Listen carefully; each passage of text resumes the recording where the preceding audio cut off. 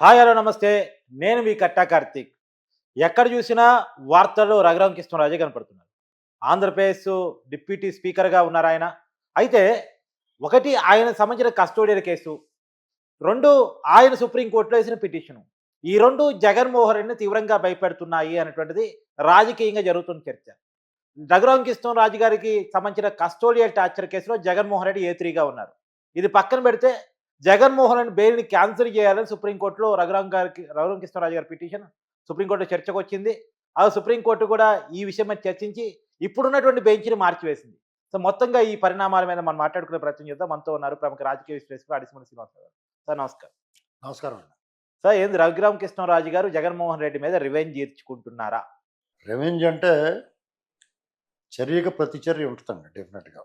హ్మ్. అది భౌతిక శాస్త్రం. Hmm. Every action there is an equal reaction. చేత ఇది ప్రతీకారం అనటానికి మనం పూర్తిగా ప్రతీకారం అనలేం కానీ, ఆయనకి జరిగిన అన్యాయానికి ఆయనకి న్యాయం జరగాలనేటువంటిది దాన్ని కోరుకుంటాం. దాని న్యాయం జరగటం అంటే అది ప్రతీకారంగా కనపడితే అది వేరే కథ. ఇక్కడ రఘురామకృష్ణరాజు గారు అనేటువంటి వ్యక్తి వైసీపీ ఎంపీగా అందరికీ తెలుసు. ఆయన వైసీపీ ఎంపీ కాకముందు అంతకన్నా ఎక్కువ మంది తెలుసు. ఆయనకి సినీ, రాజకీయ, సాహిత్య రంగాల్లో, వ్యాపార వర్గాల్లో ఆయనకి అజాతశత్రువు. ఆయన అందరికీ మిత్రుడు. కారణం ఏంటి? ఒక వ్యక్తి తాలూకు క్యారెక్టర్, అతని ప్రవర్తన, వ్యవహారం, మాట తీరు, మర్యాద, మన్నన, ఆతిథ్యం, అణుకువ, ఇవన్నీ ఈ లక్షణాలన్నీ మనుషుల దగ్గర చేరుతాయి. రాజకీయాలకు సంబంధం ఉండదు, అది కులానికి సంబంధం ఉండదు, ప్రాంతానికి సంబంధం ఉండదు. ఈ దేశంలో అనేక మంది మిత్రులు ఉన్నారు ఆయన.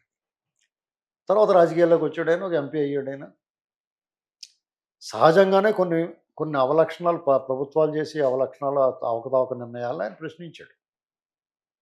ఇది సూచన చేశాడు, సలహా ఇచ్చాడు. దాని వాళ్ళు రివర్స్లో తీసుకున్నారు, నోటికి వచ్చినట్టు మాట్లాడుకున్నాడు. అలా చిలికి గాలిమాన్గా మారింది.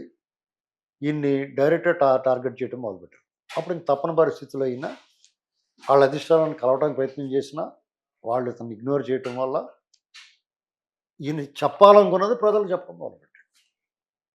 అది నెగిటివ్గా తీసుకుని, అప్పుడన్నా పాజిటివ్గా తీసుకుని ఉండాల్సింది. ఇక ఈయన్ని ఏ స్టేజ్కి వెళ్ళారంటే చంపేసి స్టేజ్కి వెళ్ళారు. అలాగా నాడు పార్టీ నుంచి సస్పెండ్ చేశారా? చేయలేదు. ఈయన ఎంపీ సభ్యత్వాన్ని, అదే లోక్సభ సభ్యత్వం రద్దు చేయడానికి ప్రయత్నం చేశారు. 100 కోట్లు ఖర్చు పెట్టడానికి ప్రయత్నం చేశారు. స్పెషల్ విమానాలు వేసుకెళ్ళారు ఎంపీలు. రాష్ట్రం కోసం ఒక్కరోజు కూడా వెళ్ళలేదండి. ఈయన సభ్యత్వం అంటే ఎంత స్ట్రాంగో తెలుసుకోండి. ఏమీ పీకలేదు. సరే, ఏమీ పీకలేకపోతున్నాం కానీ వదిలేసి ఊరుకోలేదు కదా. ఆయన బర్త్డే రోజున తీసుకెళ్ళి చాలా దారుణంగా హింసించారు. ఈయన తీసుకెళ్ళి అంటే పోలీసులు ఒక కరడుగట్టు నేరస్తుడికి ఎలాగైతే థర్డ్ డిగ్రీ ప్రయోగించి లాకప్లో హింసకు గురి చేస్తారో, అంటే కరడుగట్టు నేరస్తుడికి కూడా చేయడానికి పోలీసులకు హక్కు ఉండదు కదా సార్ జనరల్‌గా అయితే. హక్కు లేదు, కానీ వాళ్ళు సాధారణంగా రికవరీ కోసం లేకపోతే వాళ్ళ నుంచి రాబట్టడానికి చేస్తారు. అది మనం ఎవరో ఏం చెప్పినా. కానీ ఈయన కక్ష తీర్చుకోవడం అన్నట్టుగా వ్యక్తిగతంగా జగన్మోహన్ రెడ్డి అతను కొట్టాలన్నట్టు అతనే బయలుదేరిపోయాడు కొట్టేస్తానికి. ఈయన కస్టడీలో ఉండగా జగన్మోహన్ రెడ్డి బయలుదేరిపోయాడంట వచ్చేస్తానికి. వీళ్ళందరూ కూడా బాబు బొమ్మ తేడా వచ్చేద్దని ఆపారు బలవంతంగా. జగనే వచ్చి కొట్టానికి వచ్చాను. ఇది నిజం. ఇప్పటివరకు ఈ పాయింట్ ఎవరో తీరేది సార్. ఇప్పుడు చెప్తాం, అప్పుడు చెప్పలేదు. అప్పుడు కూడా చెప్పాను నేను. అయితే మీకు ఎందుకులేండి మేమే చూపిస్తామని చూపించారు. వీడియోలో ఉన్నాయి కదా. అంటే జగన్ వచ్చి ముసుగేసుకొని వచ్చి కొడతాడా లేదా డైరెక్ట్ వచ్చి కొడతాడా? అలాగే అన్నాడు. అతను నేను కొట్టాలని బయలుదేరుతాం అనుకున్నాడు. అది దాన్ని అలౌ చేయలేదు. అదో మంచి పని ఇలా దోలు తీరిపోయి వీళ్ళందరికీ, ఆడికి అందరికీ కూడా. ఎందుకంటే ఎన్నాళ్ళు దాగుద్దండి, ఎప్పుడు శాశ్వతంగా మేకేసి దగ్గొట్టుకుని ఉంటారా? ఈ ఆఫీసర్లు కొంతమందికి జగన్కే నాకుతానికి రెండన్నీ ఉంటారు. ఒక రకమైన ఉత్సాహం కదా వాళ్ళకి. జగన్ కళలో ఆనందం చూడటం అనేటువంటిది ప్రథమ ప్రాధాన్యత. కానీ పోలీస్ అధికారికి ఆ లక్షణం ఉండకూడదు కదా సార్. ఏమండి, అసలు అది తీసుకెళ్ళి కొట్టొచ్చు అలాగా? అవును, అదే కనీసం నోటీస్ ఇవ్వకుండా, అవును, పైగా మీకు ఇంటర్ స్టేట్ ఇది ఇక్కడ ఇక్కడ అవును అవును ఇక్కడ అవును పోలీస్ అనుమతి తీసుకోవాలి, కిడ్నాప్ చేసినట్టు లెక్క అది. అవును ఇలాంటి పరిస్థితుల్లో ఉమ్, చాలా దారుణంగా హింసించారు ఆయన. ఉమ్, కొట్టడమే కాకుండా ఓ మనిషిని తీసుకొచ్చి కూర్చోబెట్టారు. ఉమ్. ఓ 140 కేజీలు ఉన్నవాడిని. అది కూడా గుండెల మీద కూర్చోబెట్టి. అంతకన్నా దారుణమే నేను నా నోటితో నేను చెప్పలేను, చెప్పకూడదు కాబట్టి చెప్పట్లేదు. అంతకన్నా దారుణమైన విషయం ఒకటి చేశారు, ఉమ్, చేయడానికి ప్రయత్నం చేశారు. ఉమ్, ఆడు ఒప్పుకోలేదు. ఉమ్, ఏంటి అంత దుర్మార్గుడైన వాడు ఒకడు ఉన్నాడు, ఉమ్, ఇప్పుడు జైల్లో ఉన్నాడు వాడు. ఉమ్, వాడిని ఒక నీచమైన కార్యక్రమం చేయమంటే వాడు నేను చేయను బాబు అన్నాడు. ఆ. అలాంటి పరిస్థితులు అంత ఇది గన్నవరం అతని పేరు కాదు, అది కాదు, కాదా? కాదు. ఇంకొకరు. ఓకే చెప్పండి సార్. అది చెప్పకూడదు, ఓకే చెప్పండి. రాజుగారికి అవమానం అది. Okay okay okay. ఆ పని చేయలేదట. ఉమ్, అయితే కానీ ఇక్కడ జరిగింది ఏంటంటే గుండెల మీద ఆపరేషన్ అయింది దానికి. ఆ గుండెల మీద కూర్చోబెడితే ఆ కుట్లు గిట్లు ఇడిపోయి లేకపోతే ఏదైనా ప్రమాదం వచ్చి చనిపోవడం కానీ హార్ట్ అటాక్ కానీ ఒక డాక్టర్ని రెడీ చేశారు అదే హార్ట్ అటాక్ వచ్చి చనిపోయాడని చెప్పడానికి. అది చెప్పడానికి. ఓకే. అలాగే ఈయన కోర్టులో పెట్టారు. జడ్జి గారికి నన్ను కొట్టేశారండి అని చెప్పాడు ఆయన. ఆ జడ్జి గారు ఏదో మూడ్లో కొంచెం మంచి జడ్జి గారు. హాస్పిటల్ తీసుకెళ్ళమన్నారు. ఈ గవర్నమెంట్ హాస్పిటల్ కాదు, ప్రైవేట్ హాస్పిటల్ 2 ప్యారలల్గా చేయించమన్నారు.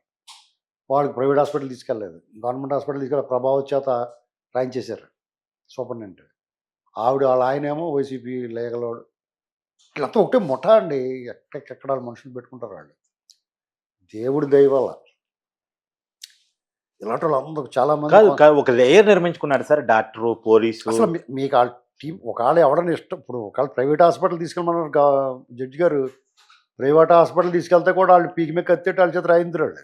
ఉమ్.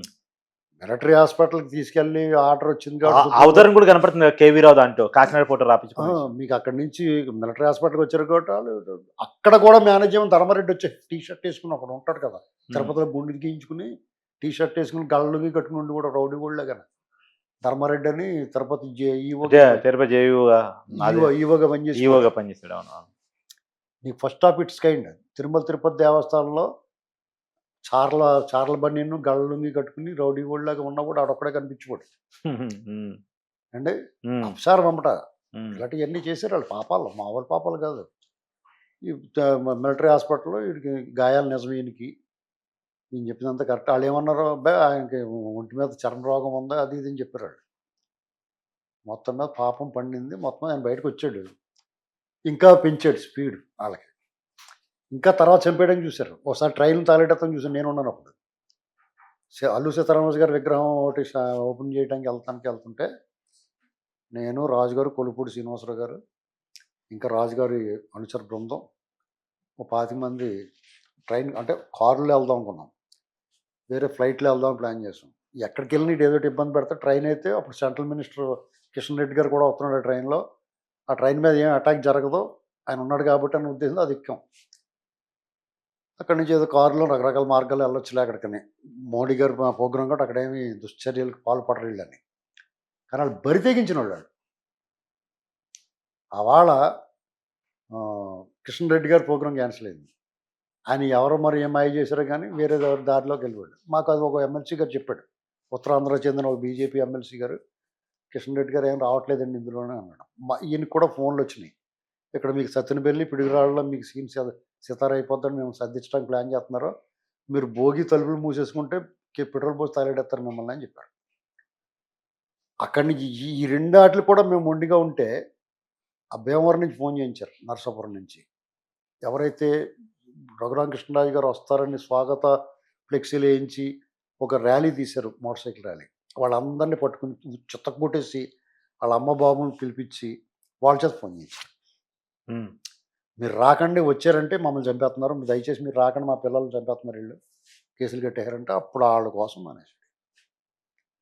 అంటే ఇలాగా ఎక్కడికక్కడ తన ప్రాణాలు చెగించి బయలుదేరినప్పటికీ కూడా అవతరాలను బెదిరించేసరికి ఆగిపోయాడు. ఇక తప్పలేదు. ఇక ఇలాంటి పరిస్థితుల్లో మీకు అలాగా తప్పదండి. ఈయన ఆ మొండికి వెళ్తే వాళ్ళు ఏమైనా చేస్తారేమో అన్న చాలా దారుణంగా చేస్తున్నారు వాళ్ళు. ఇలాంటి పరిస్థితుల్లో ఆయన అధికారంలోకి వచ్చాడు. జగన్మోహన్ రెడ్డి సీఎం వదిలేశారు. మూసుకుని కూర్చుంటాడా? న్యాయం జరగద్దా? ఈయన మీద ఇలాంటి బరి తెగించి వ్యవహరించిన వాళ్ళలో గాలిలో కొడుకులు గాలికి తిరుగుతుంటే వదిలేసుకుంటారా? అదే జరుగుతుంది ఇప్పుడు. కొంచెం లేట్ అయింది. ఆ లేట్ కూడా అవ్వకూడదు. తప్పించుకో జగన్మోహన్ రెడ్డి కూడా జైల్లో కూర్చోబెట్టేదాకా ఈయన ఒప్పుకోడు. సునీల్ కుమార్ మీద కూడా దర్యాప్తు ఆదేశించారు కదా, వేరే విషయమైనా కానీ. ఆ తులసన్న లోపలేశారు కదా, విజయపాల్ కూడా వేశారు కదా, ఇందులో ఉన్నవాడు మొత్తం లోపలికి వెళ్తారు. మరి జగన్మోహన్ రెడ్డి కూడా ఆయనకి ఏమైనా జరి ఎంట్రీలు ఉన్నాయి, ఏమన్నా ఉమ్, స్పెషల్గా. అంటే మీకు ఆ. సప్త సముద్రాలు ఈదినోడు మురికాల్లో పడి చచ్చిపోతాడు. ఆడు పెద్ద లక్షల కోట్లు కొల్లగొట్టేసిన కేసులో బయట తిరుగుతున్నాడు, కానీ ఈ దుశ్చర్య చేయటం వల్ల ఈ కేసులో పడిపోతాడు.